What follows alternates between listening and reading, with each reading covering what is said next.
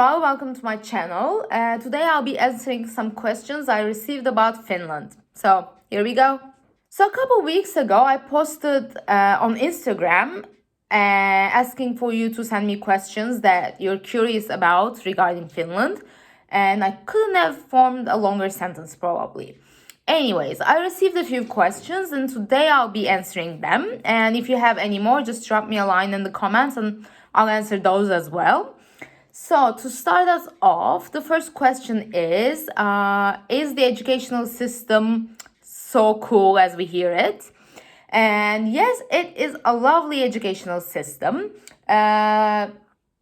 Kids start school at the age of 7, and in the first 6 years of their education, they do not receive any grades. So there's no system as grading at all. And once they reach the age of 16, they enter nationwide exam and continue their education afterwards. So they get to choose if they want to go to a vocational school or a university or something different. And the teachers all have master's degrees, so they receive higher education than their counterparts in some of the different countries like Turkey, where you can become a teacher after you graduate from university. So here you have to complete your master's degree, and it is regarded as a status. So if you're a teacher, you are well regarded. Wow, I can't speak today. Anyways, the kids have more free time during the day than US or Turkey. Their breaks are longer, and every student has more hands-on experience during their education. They don't have homeworks because school is the place for learning, so house is not the place for learning. They get to learn everything in school, and they don't have homeworks, and they do everything themselves. So if the class needs cleaning, there's no cleaning employee or crew. The students clean their class. I had pretty much all this experience in my language course as well. When I first moved here, I had a full-time 5 days a week language course that I went for a few months, and we didn't have many exams. The only reason we had exams was for the teacher to understand our level and for her to design the course accordingly. So if we were better, more knowledgeable in one area, she would give us different exercises and let the rest of the class learn something different. So they shape it accordingly to everyone's level. And also, like one day a month was our class's turn to clean. So we would clean the kitchens and the classrooms and make sure that everything was on point. And in the language courses, you also get to learn a lot about the culture. So for like Easter, Christmas, Vappu, which is the 1st of May, which is a really big holiday here, and what else, the National Sovereignty Day and all that. So we get to learn all about those. And Finnish people love picnics, so we had a lot of picnics, and we watch different Finnish movies, listen to different Finnish songs. So in the language courses, which is part of the integration process, you not only learn the language, but you also learn the culture. Education was the first question I received, and the second question was, do they give boxes to newborns? I actually explained about this in my Neovola system video, which not only contained the baby box, but also the entire maternity and baby health system. But to go over it again, yes, every baby receives a baby box, and this has been a tradition in Finland. They believe that every baby is born equal, so everyone receives the same box. And you can select to get money instead, but the money you get will only buy you like one or two things within the box. So pretty much everyone goes for the box, and you can see it up top there, what it contains. And it has two winter coats, sleeping bag, baby blankets, clothes from 0 to 1 years old, and like 2 or 3 items per every 3 months. Socks, boots, gloves, pads, and creams for mama, toothbrush, hairbrush, clips for gloves, and everything you can think or not think of. Because there were some items I was like, wow, that is genius. Like the glow to coat clips so that your baby doesn't lose his or her gloves. The design of the box changes every 6 months, but it doesn't change from like boy or girl. So the entire contents are unisex, so every baby can wear them regardless of the gender. And like this is my son's second winter because he's 1.5, and he's still wearing the coat that the Finnish government gave. So thank you, Finnish government, for our lovely coat and all the lovely goodies that you gave us, because it was just a lifesaver. And for some time we didn't really need anything else except what was in the box. And like I said, it even has like a tiny little toothbrush for your baby. So what else would you want? Another question is, are saunas as popular as we hear they are? And the answer is absolutely yes. Before I moved to Finland, I wasn't aware that sauna culture was such a big thing here. And I'm not a fan of the sauna because, like, come on, you're sitting in heat, like, with nothing to do, and yeah, that's boring. Anyways, after 2 years, you get used to it, and in some winter evenings, you actually want the sauna. But it is as popular, and they have public saunas, and all the like public pools and everything also has a sauna. And most apartment buildings either have a sauna in their basement that you can reserve and use, and some houses actually do have saunas inside, like ours does.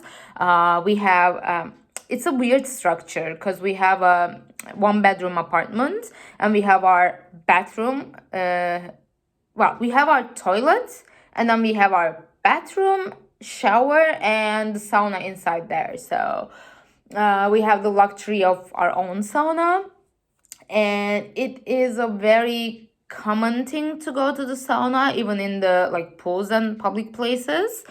The sauna culture is people go to the sauna naked, and if it is a mixed gender sauna, like man and woman go together, then it is recommended that you wear your bathing suit, but not everyone does, so don't be surprised if you see a naked lady sitting next to you. And if it is a single gender sauna, like only man or only woman, then it is definitely, the rule is to go naked. And for babies, or when you're pregnant, you're not suggested to go to the sauna because the heat can affect your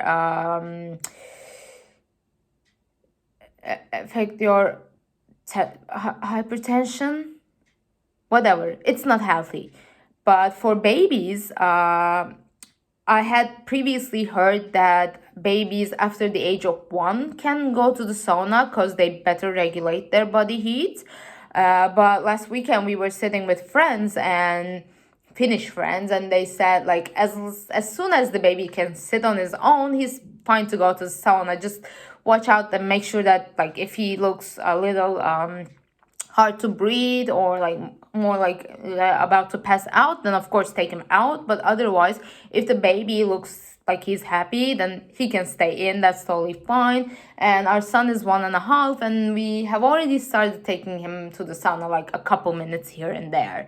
It is a big part of the culture, and this they also use this to teach their kids about like their body and privacy and all that stuff. And it is relaxing. And in department stores, pretty much every department store has a sauna section where you can find different sauna sands, sauna buckets, thermometers, pillows, towels, sauna sausage maker that you can put on top of the sauna stones, and like it is a big industry and it is a big part of the culture. Saying we have a sauna and not showing it to you wouldn't be fair, so this little place is our sauna that you can reach inside our bathroom. And as you see, when we bring our son in, he usually sits down there with one of us. And as I mentioned, you can find the buckets and the scents in big department stores. And we also have this little thermometer there that now shows about 22 degrees, but normally it gets up to like 80, 100. And this is the heating mechanism, so it is an electric sauna, but the coals on top of it heat up and you get to enjoy your time in here. And the last and probably most important question is, how can we move there? So, I am not a risk taker, so I wouldn't just pack up my bags and just hop on a plane and come here. Besides being from Turkey, in order to be able to work or live in the European Union, you need to have a residence permit and a work permit. So for me, what happened was my husband got a job here and I moved with him. And that is why I would suggest that you either find a job or you find a school or education opportunity here to be able to move here. If you work in IT, then English is totally fine. Nobody will bat an eyelash if you don't learn Finnish. But if you don't work in IT and if you want to have a career somewhere else, then you definitely need to learn the Finnish language first. That is why the employment services assign you with a language course as soon as you apply to find a job here, because Finnish or Swedish or both are very important to be able to find a job here and be able to work and live. I mean, on the streets, pretty much everyone knows English, so you can do your shopping and everything, but for a stable career, it is definitely a must. And other than that, here, most of the big cities have job opportunities. Where I'm from, in Turkey, Istanbul is the main job hub basically, and you get to find jobs in like Izmir and Ankara, the other big cities, but otherwise it's a little harder. Whereas here, most of the big cities have different job opportunities and different educational opportunities, so you get more chances. Like here, I live in a smaller city, Turku, but we have like 2 universities and a bunch of different job opportunities. And other than that, not being from Europe, here as I said, you need residence and work permit. And when you first apply, if you have fixed term job, then the permit is only valid for that period. And if you have an unlimited contract with an employer, then you first get a 1-year work and residence permit. The second time you apply, you get 4 more years, and after the 5 years, you get permanent residence. And in order to get citizenship, you need to have B2 level Finnish skills. So those are the questions that I received from you guys, and if you have anything else that you're curious about, just drop me a line in the comments and I'll get back to you.